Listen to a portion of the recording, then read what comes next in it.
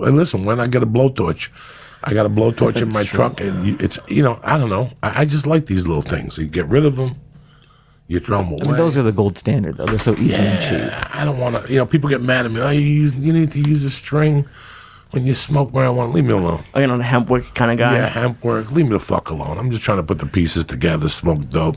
I gave up edibles for Lent. That's it. Listen, guys, there's no reason why I should be opening up a show with 1,500 milligrams of THC. I mean, that's just fucking animalistic type shit. I came to terms with myself about 10 days ago. What am I doing? I went home one night and ate like a fucking another 3 stars I had in the desk. By 1 o'clock, I couldn't even go to sleep. Wait, shit was running through my mind. You went home from a podcast and ate more stars? Like one night I went home from a podcast and I wasn't tired, so I blasted 600 more milligrams, like 2,100 milligrams. The next morning I woke up, I couldn't do nothing all day. I was like, God, my kidneys hurt and shit. My gallbladder hurts. I'm like, this has to stop. This has to stop. Yeah. I got to switch the pills. I got to do something. I got to get like a Puerto Rican fucking pharmacist to hook me up with something just to... It's a fucking nightmare. Then you go online. You get pills online. Did you know that? Yeah. Oh, yeah. I'm from Canada. And it takes like a week. Well, you don't need a prescription or anything. They just send you whatever. No, they send you whatever. I haven't done it, but I heard, like, whenever I go to, like, those porn sites, they have ads for it. Like, the generic Cialis, you can buy it for, like, 10 cents a pill. I think it's just Canadian pharmacies, and they just somehow... I mean, how do you know you're not getting fucked, though? Like, Oh, yeah, you have no idea. I'm scared of, too. It's a low milligram. They got your address. Next thing you know, they could send you a fucking bomb. I don't need this shit in my life. What happened to the fucking dude in the corner shaking with scabs on his face? You like a brick and mortar shady guy. Listen, that's why I didn't. For years, I held on the medical marijuana license till they started making good edibles. Because I always thought that took the suspense out of it. The whole suspense is going to a dealer's house and being all creepy and going to your car and hiding it in the trunk. The ritual of it. And driving home and stopping and getting a 6-pack and rolling papers and lighters and ice cream. You walking into a store, but now what the fuck? Now it's at your doorstep. Yeah, like, now it's at your fucking doorstep. So, but that took a little bit of that patois off, that making your heart beat. That's what you're doing it to be illegal. You know what I'm saying? So, who the fuck knows? What's in your world? Talk to me. What do I got? I don't know, man. Just, stand up, see you out and about. I've been doing that. And then the special coming out, I'm trying to promote that and audition every now and then, same thing. So you grew up in Seattle? Yeah, from Seattle.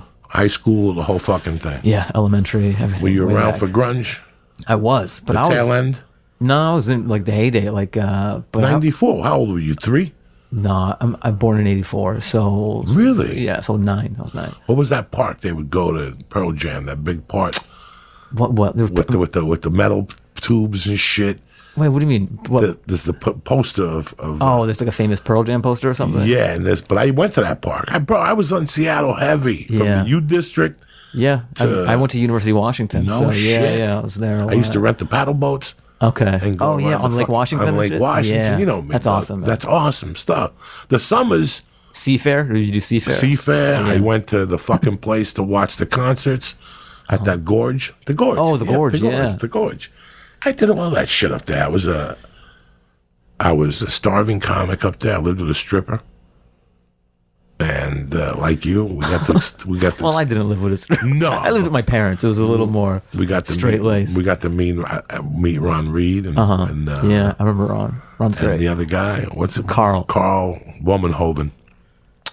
I lived on the beach, a sea beach. What is it? Alki. Oh, Alki. Oh man, that's a dope place you were at, man. I lived in Alki when there was Taco Tuesdays up the corner at the biker bar and. What about that chicken teriyaki place you talked about? Yeah, with Josh Wolf. There was right next to Swanee's, bro. There was a chicken teriyaki. Still there or no?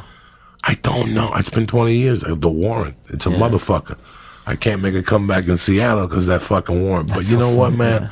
I think it's time to call Greg Powers and Lynn and get the warrant. Fuck, I want to go visit Ivan Salivary. It would be nice to go back up there and walk around. Yeah, I like it. That was a great little place.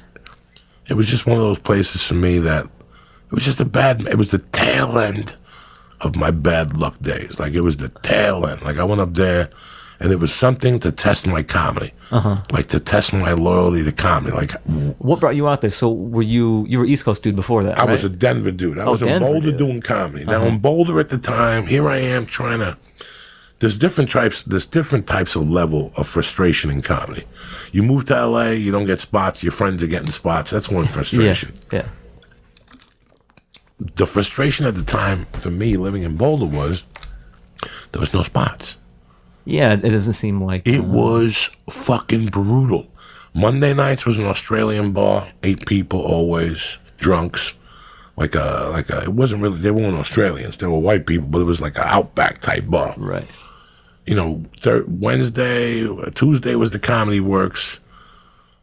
Wednesday it was Club 52, and Thursdays was that Mexican place by Burbank, El Torito.